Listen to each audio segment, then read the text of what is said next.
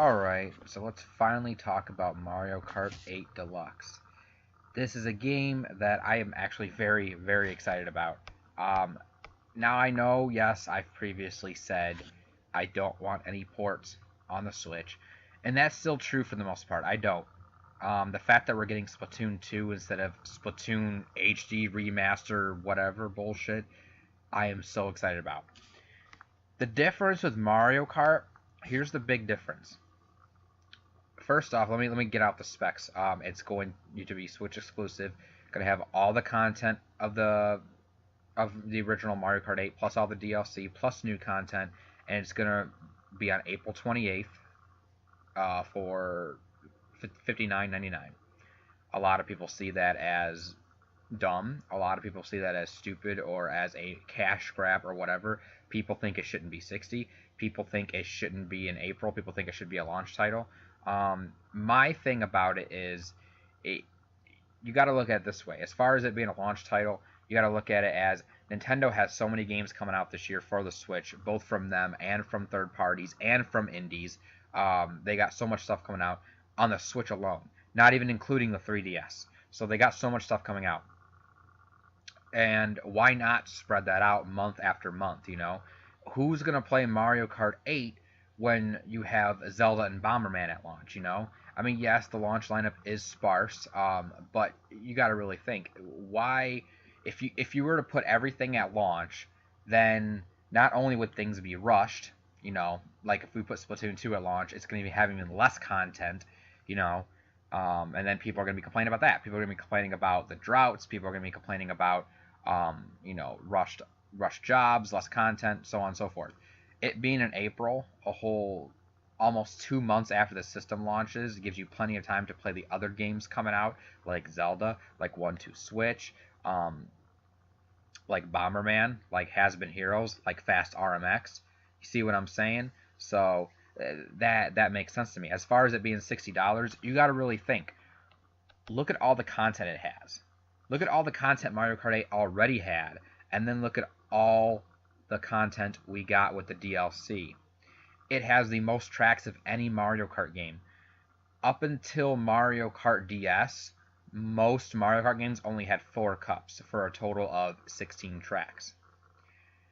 Ever since Mario Kart DS, they upped it because they did the retro cups, so now they have 8 cups for a total of 32 tracks, just like Mario Kart 8 originally had. But then they gave you 16 additional tracks with DLC for a total of 48. We're getting all those back. What else are we getting? We're getting all the characters. Mii characters are confirmed to return because there's going to be new amiibo costumes, which can only be used by the Mii characters. There's new racers. You know, we got all the characters from the original plus all the DLC. We got all the variants. Plus we have Inkling Boy, Inkling Girl. They also have different swaps for them, different costumes. King Boo, Dry Bones, and Bowser Jr. So there are new vehicles as well.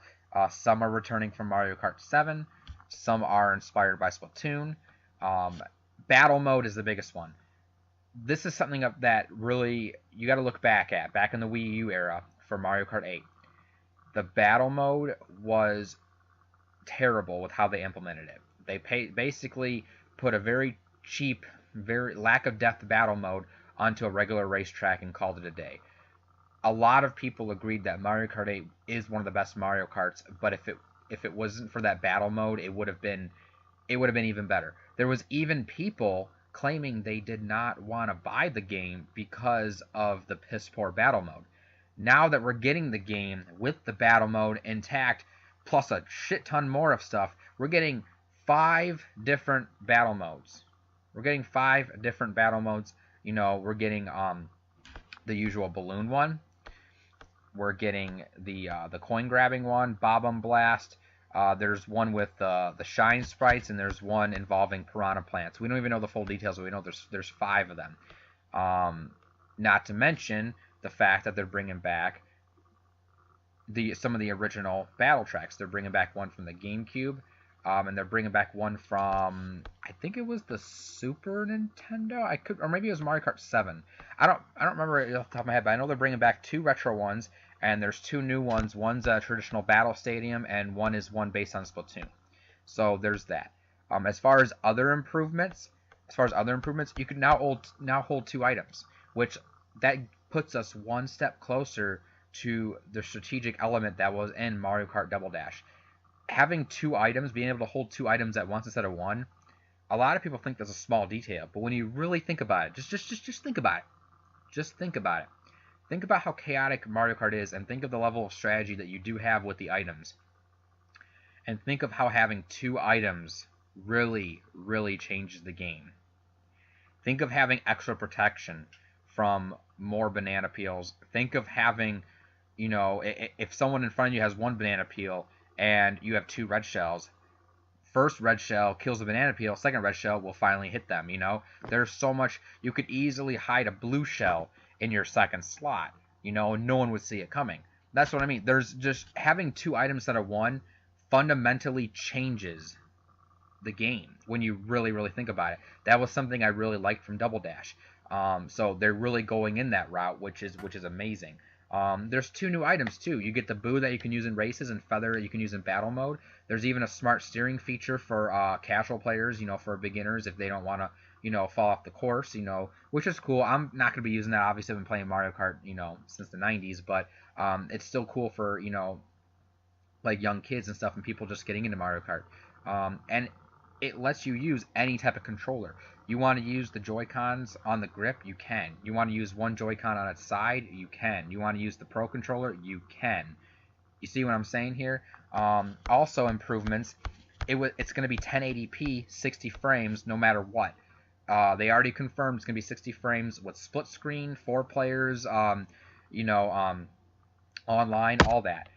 Mario Kart 8 on Wii U only went up to 720p, and when you, I think for 2 players it stayed 60 frames with a couple dips here and there, but definitely 3 and 4 players it dipped to like 30 frames. So that right there you can tell is an improvement with the hardware. So you got to think, all of this stuff put together, is it worth the $60? Well, of course, yes it is. You got to really think.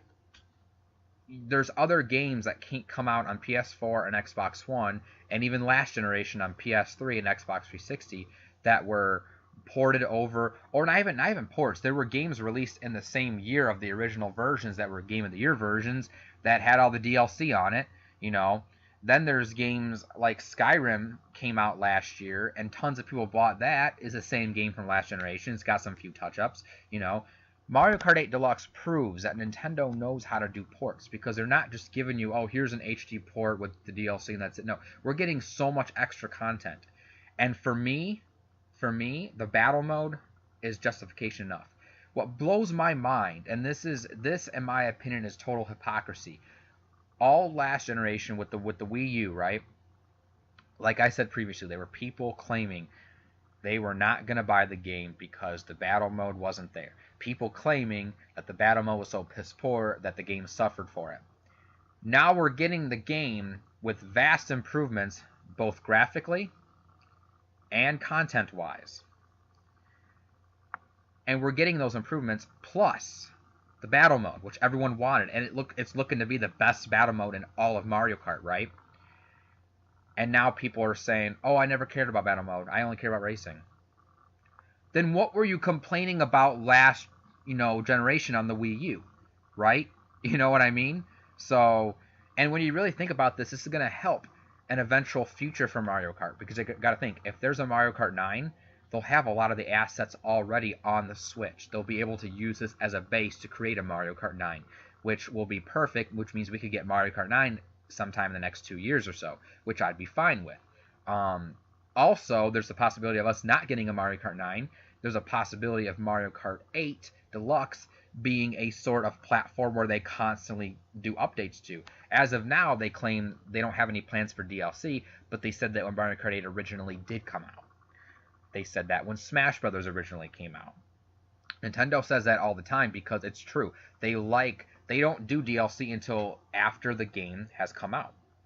And that's the way you do it. They don't nickel and dime customers where they lock content, behind a paywall, and they're like, okay, here's, this or that, and don't claim amiibos. Amiibos in Mario Kart only do a couple costumes. You're still getting all the tracks, battle mode, new items, all that stuff. So I love how people like to say, oh, the amiibos are them locking content behind a paywall.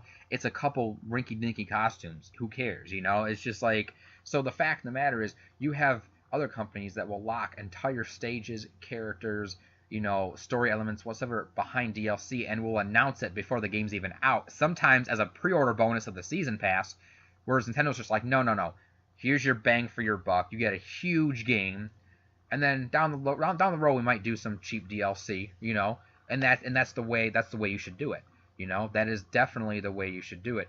And I could honestly see them, instead of doing a Mario Kart 9, I could see them constantly adding content to Mario Kart 8 Deluxe. New battle courses, maybe new characters, new skins, maybe even new tracks. Who knows, even though there's tons of tracks already. But either way, I'm fine with it. Mario Kart 8 Deluxe, cannot wait for it. We'll be getting it day one. And yeah, that's pretty much about it. Yeah, Mario Kart 8 Deluxe, the way you do ports.